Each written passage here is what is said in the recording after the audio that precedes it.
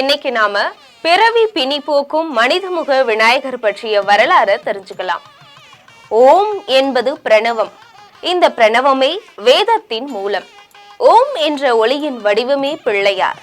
எனவே பிரணவ பொருள் என்று பிள்ளையாரை அழைக்கிறோம். விநாயகர் என்றால் அவரை விட வேறு தலைவர் இல்லை என்று பொருள். விநாயகரை வழிபட்டால் கிரகதோஷம் விலகும், குழந்தை பாகியம் கிடைக்கும், செலவு செழிப்பு உண்டாகும்.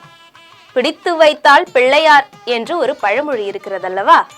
பிள்ளையார் ஏழை எளியவர்களுக்கெல்லாம் கண்கண்ட தெய்வம். மஞ்சள் பொடியிலும் களிமண்ணிலும் சாணியிலும் கூட பிள்ளையார் பிடித்து வழிபடலாம். பிள்ளையாரை வழிபட சாஸ்திரங்கள் தேவையில்லை. கூப்பிட்ட குரலுக்கு வந்து விடுவார். யானை முகம் கொண்ட அவர் சுப காரியங்களுக்கு இடையூறு ஏற்படாமல் காக்கிறார். எனவேதான் எந்த ஒரு சுப காரியங்களிலும் பிரார்த்தனையிலும் அவர் முதலில் வணங்கப்படுகிறார். எந்த மங்களகரமான நிகழ்ச்சி தொடங்குவதற்கு முன்பு அவரது நாமம் உச்சரிக்கப்படுகிறது. விநாயக பெருமான் பெரும்பாலும் அனைத்து இடங்களிலும் யானை முகத்துடன் காட்சியளிப்பார்.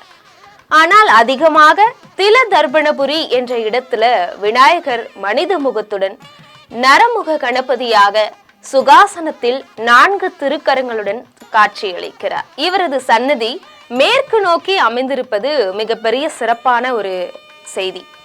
பார்வதியிடமிருந்து தோன்றிய விநாயகர் பிறப்பின் போது இந்த உருவத்தில் தான் காட்சியளித்ததாக சொல்லப்படுகிறது. இங்க இவரை ஆதி விநாயகர்னு அழைக்கிறாங்க. திருவாரூர் மாவட்டம் நன்னிலம் வட்டம் பூந்தோட்டம் அருகில இந்த ஆலயம் அமைந்திருக்கு. இந்த ஆலயம் திருஞான சம்பந்தர் அருணகிரிநாதரால் பாடல் பெற்ற தலம். இறைவன் பெயர் ஸ்ரீ முக்தீஸ்வரர், இறைவி பெயர் ஸ்வர்ணவல்லி. மனிதமுக விநாயகரை தரிசித்தால் மறுபிறவி கிடையாது என்று நம்பப்படுகிறது. பிறவி பிணி போக்கும் விநாயகரை தரிசித்து நலம் பெறுவோம்.